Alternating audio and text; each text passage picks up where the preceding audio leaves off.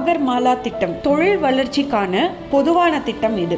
நாடு முழுவதும் உள்ள துறைமுகங்களை இணைப்பது இந்த திட்டத்தினுடைய நோக்கம். மேலும் பாத்தீங்கன்னா இந்த இணைப்பின் மூலமாக சர்வதேச வர்த்தகங்களை அதிகரித்தல், நீர்வழி போக்குவரத்தை உருவாக்குதல், துறைமுக மேம்பாடு தவிர துறைமுகத்தோடு ரயில் பாதை இணைப்பு, விமான போக்குவரத்து, நீர்வழி இணைப்பு ஆகியவற்றை எல்லாத்தையும் உருவாக்குதல்லாம் இந்த திட்டத்தினுடைய நோக்கம். இதுல குளிர்பதன கிடங்குகளும் பொருட்கள் சேமிக்கும் கிடங்குகளும் அமைத்தல், கடல்சார் பொருளாதார மண்டலங்கள் ஏற்படுத்தல், அதாவது கோஸ்டல் எக்கனாமிக் ஜோன், தொழில் வளத்தை பெருக்குவதோட நாட்டினுடைய ஒட்டுமொத்த பாதுகாப்பான கடல் ரோந்து வசதியையும் இத்திட்டம் மூலம் செயல்படுத்துதல் ஆகியன இந்த திட்டத்தினுடைய நோக்கம். நிதி ஒதுக்கீடு பார்த்தீங்கன்னா மொத்தமாக 6 லட்சம் கோடி ரூபாய் நிதி ஒதுக்கீடு செஞ்சிருக்காங்க இந்த திட்டத்தின் கீழே. முதல் கட்டமாக 1000 கோடி முதலீட்டில் நாட்டில் உள்ள 12 துறைமுகங்களையும் 1208 தீவுகளையும் சரக்கு போக்குவரத்திற்கு ஏற்ப இணைப்பது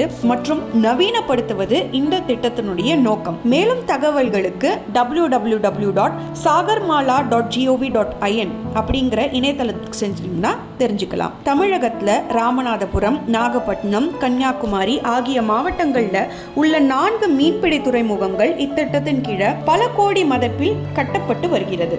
சுமார் 10,000 புதிய வேலை வாய்ப்புகள் உருவாக்கப்படும் இந்த திட்டத்தின் மூலமாக. இந்திய ஏற்றுமதி மற்றும் இறக்குமதி பல மடங்கு அதிகரிக்கப்படும். இது எல்லாமே இந்த திட்டத்தினுடைய கூறுகள் அப்படின்னு சொல்லலாம். இது போன்ற பல்வேறு மக்கள் நல திட்டங்களை வழங்கி கொண்டு வந்துட்டு இருக்கும் மோடிஜி அவர்களுக்கும் மோடி அரசாங்கத்திற்கும் மிகப்பெரிய நன்றி. வணக்கம். ஜெய்ஹிந்த்.